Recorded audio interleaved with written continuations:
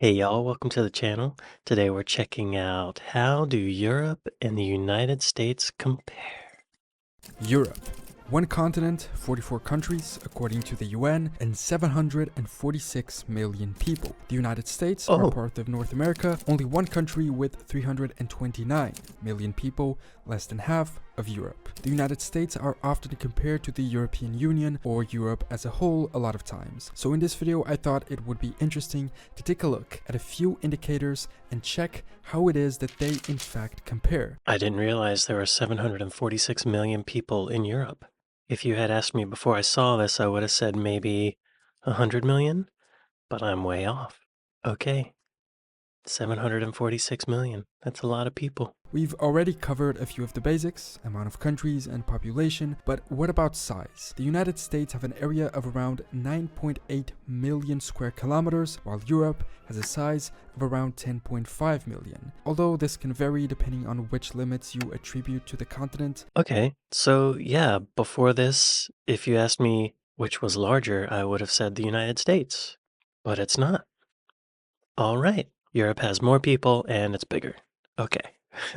First, comparing the latitude. It's very interesting to see the overlay of the European cities on top of the US territory and vice versa. For instance, as stupid as it may sound, I had no idea Reykjavik was as further north as northern Canada. Wow. The same applies to Oslo. It makes sense that Portuguese and Spanish cities are on the same level as California, at least climate-wise, but it's weird, for instance, that Ankara is at the same level as Delaware. For some reason, I always thought it was so much further south. It's also strange to see that Los Angeles is on the same latitude as Algeria in North Africa, or that New York is at the same latitude as Azerbaijan. Yeah, it is crazy. Europe is a lot farther north than the United States. I kind of think of it as being about at the same latitude, I guess because of the weather. And a lot of the places in North America at the same latitude as Europe are really sparsely populated. Because it's cold up there, y'all. Cold.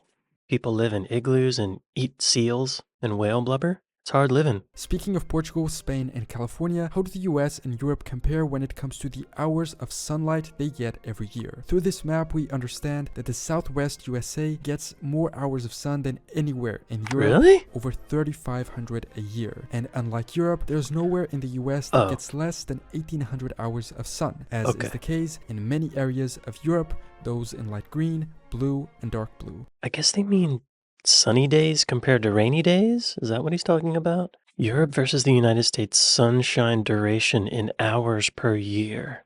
Okay. Wow. Yeah. I live in Los Angeles, and it is warm and sunny most days. We're spoiled over here. Spain and Portugal are looking better and better. Sicily?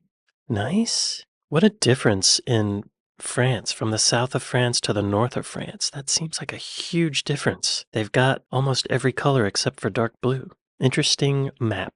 It's also odd, at least to me who isn't an expert on this matter, how the amount of hours of sun isn't directly related to the latitude of the region. I always assume that the closer to the equator you are, the more hours of sun you get, but we can see on this map that this isn't the case at all, even though we can tell that usually southern areas get more sun. If you know which other factors determine hours of sun, let me know in the comments. Another interesting topic is human development. The United States and Europe are arguably two of the most developed areas of the world. What do you mean map human compares development? the Human Development Index of each US state and each European country. In case you don't know, the HDI is calculated as the geometric mean of life expectancy, education, and gross national income per capita. Assuming that those indicators are representative of the quality of life of people, it seeks to measure precisely that. In the United States, there's only one state that doesn't make it into the top 3 HDI categories, Mississippi. When we look at Europe, only a handful of countries are in the top ranking: Iceland, Norway,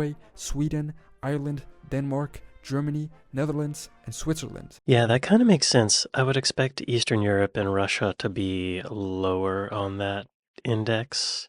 There's human rights stuff going on. I mean, in America too, but I think they have more issues with it over there. Interesting that Western Europe is more like the United States, because I think they do have more influence over the culture. And when you look at Eastern Europe, these levels go significantly down, with many countries in the lowest category, such as Ukraine, Turkey, Serbia, Bosnia-Herzegovina, Albania, and North Macedonia. In Western Europe, Portugal is the only country who isn't in the top 3 levels of HDI.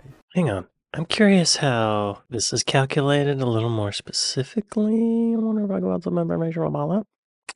The HDI. The HDI was created to emphasize that people and their capabilities should be the ultimate criteria for assessing the development of a country, not economic growth alone. Norway's at the top. Where's the United States? Oh, well, where's my homeland? Where's the United States on this? Oh, okay. A long and healthy life. Okay, the HDI is a summary measure of average achievement in key dimensions of human development. A long and healthy life, being knowledgeable and having a decent standard of living. How do they determine that, though? Oh, life expectancy at birth. The education dimension is measured by a mean of years of schooling for adults aged 25 years and more. Okay. A somewhat subjective comparison of these two areas is also depicted in this other map. This is based in a 2014 Pew Research Center poll. It's almost 10 years old, so the data might be somewhat outdated and no longer valid. Always keep that in mind for these types of videos where data and maps are presented. The data might not be 100% right. That is a huge difference. Outdated. But in this one, people were asked if they are absolutely certain of God's existence. And the comparison of the results between the US and Europe is astonishing. The majority of US states have over 50% of people being certain of God's existence, some even surpassing 70%, those in dark blue. Only Vermont, Maine, and Massachusetts have results under 50%, while most of Europe is much less certain in their belief of God. Most of the continent is in yellow, with only 10 to 29% being certain of their belief. Portugal, Poland, Slovakia, Lithuania, and Ukraine, along with Bulgaria, go up to 30 or 49%, but still not reaching over half of the population. The rest of the Balkans is more religious, but it's only Georgia and Armenia who reach the dark blue level. There's a few countries missing from this map, those in gray. If you have any idea of how religious they are, leave a comment below. This map of the US does fit with what I know. I mean, people in the Southeast are a lot more religious than places that I know of. I can confirm this data. That's what I'm trying to say. Another interesting thing we can compare are age restrictions in the US and Europe. Age restrictions can be applied to driving, voting, tobacco, or alcohol purchases. Many of these change often, so be aware these might not be correct at the moment you watch. When it comes to driving, the US government allows people to drive at a much younger age. In South Dakota, it says you can drive at 14 years and 6 months. That's kind of crazy if it's true. The oldest driving age in the US seems to be New Jersey at 17. While in Europe, the vast majority of countries has a 18 years minimum driving age. Only the UK, Iceland, Hungary, and Georgia have lowered it to 17. So the drinking age in Europe is lower than the driving age in Europe. Yeah, I got my license at 16. I also got a speeding ticket 3 months after my 16th birthday, but whatever. When it comes to voting, 18 is common all around. Only in Europe are there two countries that differ, Austria at 16 and Greece at 17, although I'm not sure if these limits are the same for all types of elections. 16-year-olds can vote in Austria. That seems wild. When I was 16, I didn't know who to vote for. I thought I did, but I didn't. Tobacco purchase is technically only allowed over 21 in all of the US, while in Europe you can buy it at 18. Yeah, it used to be 18 in the United States. I don't know when they changed it to 21. I'm not a smoker, so I wouldn't know. Alcohol purchasing is also forbidden for people under 21 all across the United States, with the limit ages varying a lot across Europe, but none being higher than 18 or 20. Although again, this also varies depending on the type of alcohol. For instance, in Portugal, I think you can buy beer or wine as long as you're over 18, but other drinks do have a 20-year age limit, I think. When I was 18, the drinking age in Louisiana was 18. When it comes to comparison between military, for instance, it's a difficult comparison to make. According to Wikipedia, the US Army has a personnel of around 1 million, counting active troops, reserves, and National Guard. And according to this 2018 article from Business Insider, the top 5 strongest militaries in Europe, all of these maps exclude Russia, are France with 390,000, the UK 280, Italy 267, Germany 200, and Spain 175. I wouldn't have expected that. I thought the US would have a lot more? What would have been my guess? Active military in the US, I would say, I probably would have guessed 5 million or something like that. Together, these alone would surpass the US Army, although you'd still need to take into account the material advantage of the US: ships, intelligence, tanks, planes, investment, and in these the US has a considerable advantage, as we can see from this graph depicting the investment comparisons. But Whoa. thankfully, most of Europe and the US are allied through NATO, so a comparison isn't Yes. needed, because in the event of a conflict, it is very likely they would be on the same side. And what Good. about an Yep, economic comparison? The United States and the European Union are the two largest economies globally in nominal terms. In recent years, only in 2011 did the European Union have a higher GDP than the US. Keep in mind this excludes non-EU Europe. The US's GDP per capita is 63,000, while in the EU it's 33. But Okay. keep in mind both of these are on average. There are EU countries and US states with higher and lower values. Also, as we can see from Right. these maps, the US's GDP is mostly carried by California, Texas, Florida, and New York, while Europe's is Wow. mostly carried by France, Germany, the UK, Spain, and Italy. When it That's comes to currency amazing. comparison, as I make this video, €1 equals $1.07. The euro's value has been higher, and recently its value has decreased a little, approaching parity with the dollar. As we can see from this graph, there was only a short period in the early 2000s when the euro was worth less than the dollar, and there was a point where it was almost worth 50% more. Recently things have stabilized and they're almost worth the same, but with Croatia joining the European currency next year, it might go up again. Also keep in mind, not all of Europe and not even all of the EU use the euro as their currency. What does Switzerland use? Swiss franc. Okay. I didn't know there was a Swiss franc. Cool.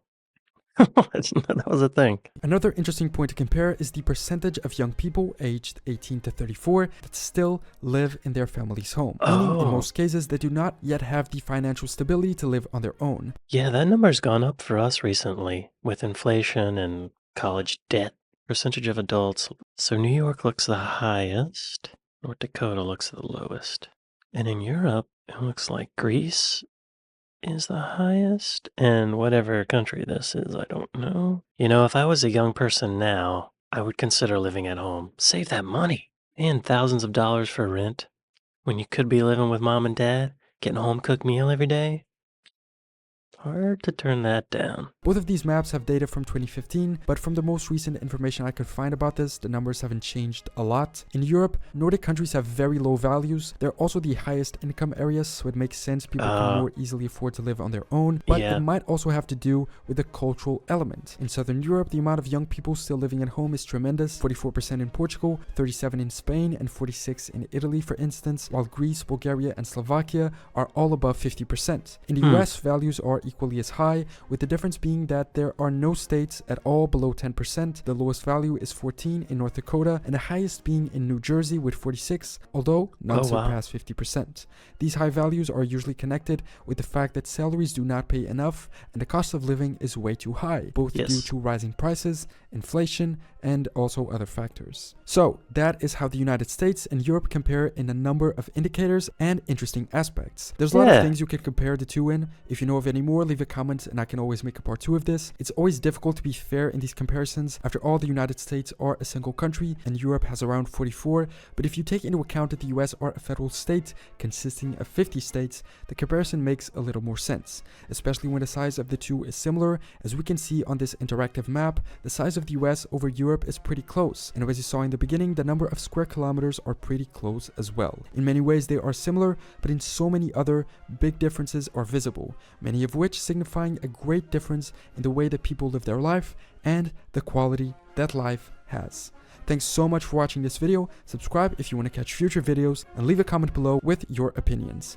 Fascinating. I love all these little differences. It's pretty interesting. I also started Buy Me a Coffee. It's this thing where you can just buy me a coffee.